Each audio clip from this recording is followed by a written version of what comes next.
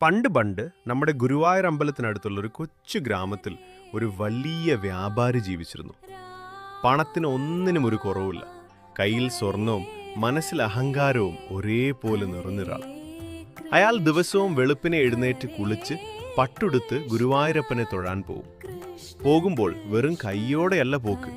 സ്വർണത്താലത്തിൽ നിറയെ പൂക്കളും വില കൂടിയ വഴിപാടുകളും വലിയ സ്വർണമാലകളുമൊക്കെ ഉണ്ടാകും.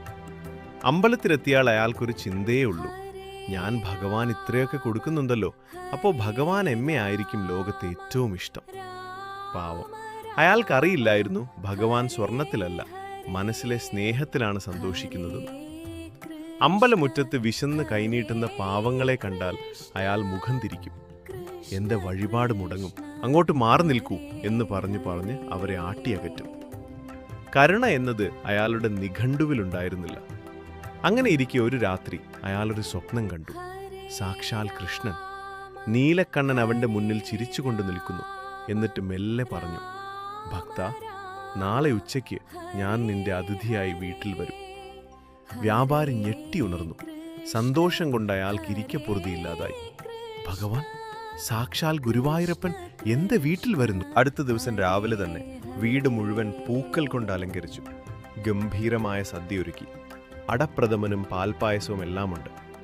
ഏറ്റവും നല്ല പട്ടുടുത്ത് അയാൾ വാതിൽക്കൽ തന്നെ കാത്തുനിന്നു. സമയം ഉച്ചയായി. അപ്പോഴാണ് വാതിലിൽ ഒരു മുട്ട് കേട്ടത്. ദാ ഭഗവാൻ വന്നു. അയാൾ ഓടിച്ചെന്ന് വാതിൽ തുറന്നു.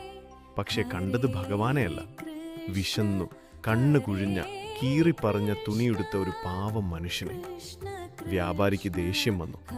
ഇവിടുന്ന് പോ മനുഷ്യ, ഇന്ന് എൻ്റെ വീട്ടിൽ വലിയൊരു അതിഥി വരാനുണ്ട്, നിനക്ക് തരാൻ ഇവിടെ ഒന്നുമില്ല.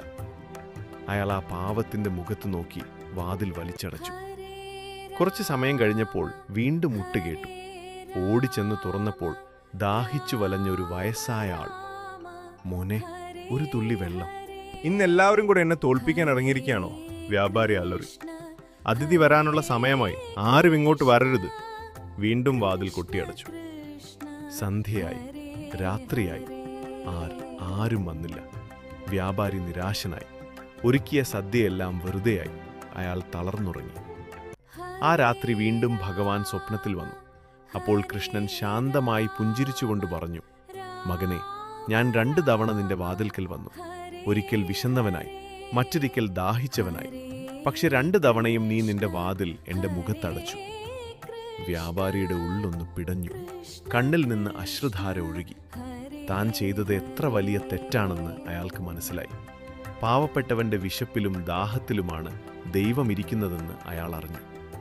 അടുത്ത ദിവസം മുതൽ അയാൾ ആ പഴയ വ്യാപാരിയല്ലായിരുന്നു. എല്ലാവരെയും സ്നേഹിക്കുന്ന, സഹായിക്കുന്ന ഒരു നല്ല മനുഷ്യനായി അയാൾ മാറി. അതെ, ഭഗവാന് വേണ്ടത് ആഡംബരങ്ങളല്ല, മറിച്ച് നിഷ്കളങ്കമായ ഭക്തി മാത്രമാണ്.